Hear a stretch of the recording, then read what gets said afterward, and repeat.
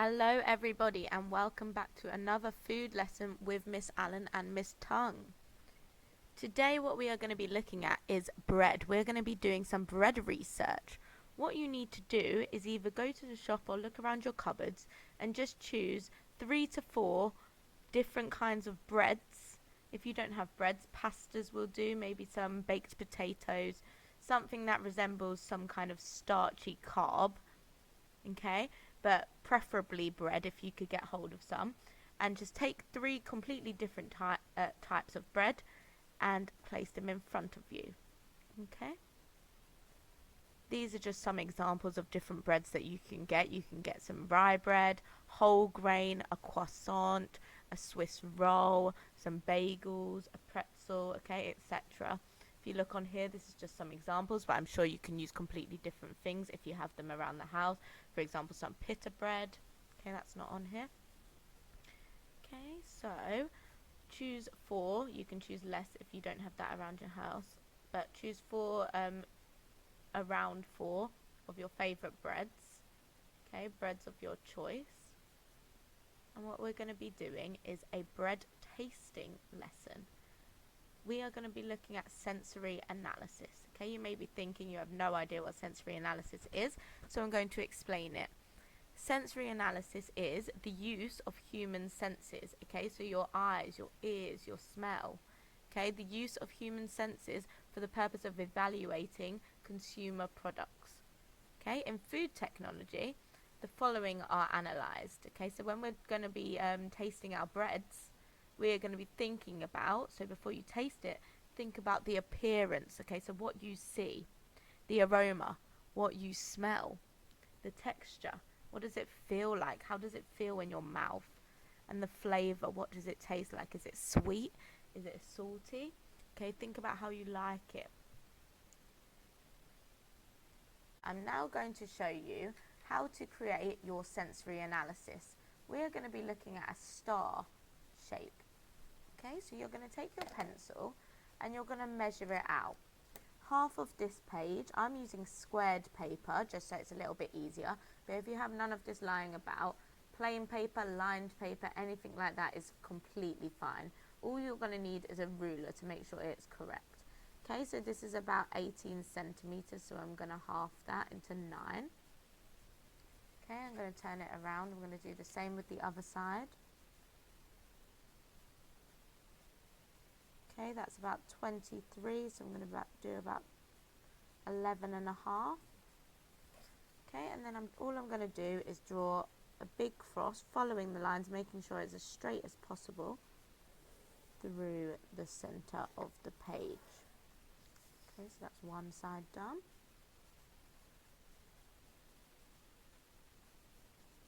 And it doesn't have to be perfectly centered, just as center as you can get it. Center that off. Okay, and then what you're going to do is you're going to leave 3 spaces, 3 squares, or maybe 1 centimeter in between each gap, and you're just going to draw a little tab. Okay, so 1, 2, 3, 1, 2, 3. And you're going to draw 10 of them, so I've done 4, 5, 6, 7, 8, 9, 10. And you're going to do that on each side. Okay, so you can turn the page round, making sure that you're leaving the even amount of gaps, because this will make your presentation look really nice and presentable, and it will help you practice your presentation skills for the future. Okay, so again on the other side, and take your time with it. You can see that I'm taking my time with it. There's no rush.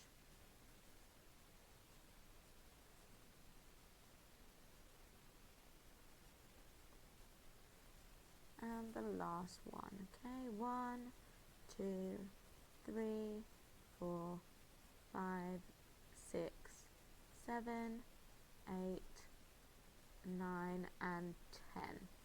Okay, so this is what your page needs to look like. And if you want to just write at the top, star analysis, and then what you're going to do in the corner, I want you to write down your 4 breads. Okay, so for example, I'm going to say hot cross bun.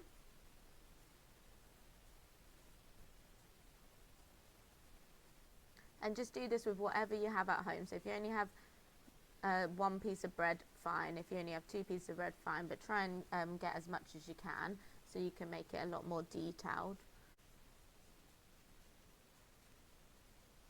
A croissant.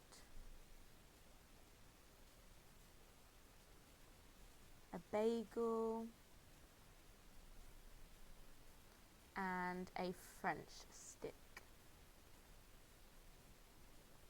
And again, remember, you can literally do whatever one you want, okay? Whatever piece of bread that you want to do.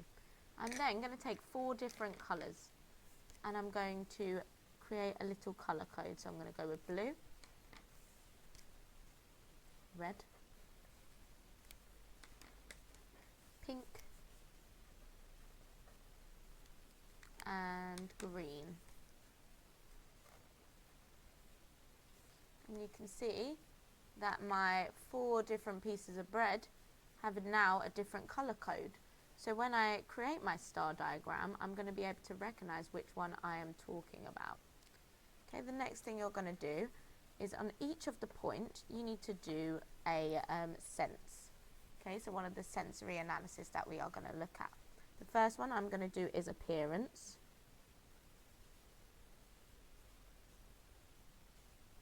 And then I'm going to do taste.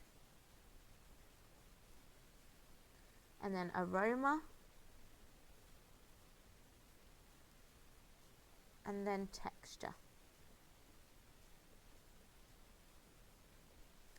And this is just for example purposes. So I'm going to just show you what you need to do when you taste your bread. So you have your 4 pieces of bread in front of you, and you're going to rip a little bit off. Feel the texture, look at the appearance, taste it. What does it taste like? Smell it. Okay, really take your time with this. Analyze this bread. It's really important that you're analyzing.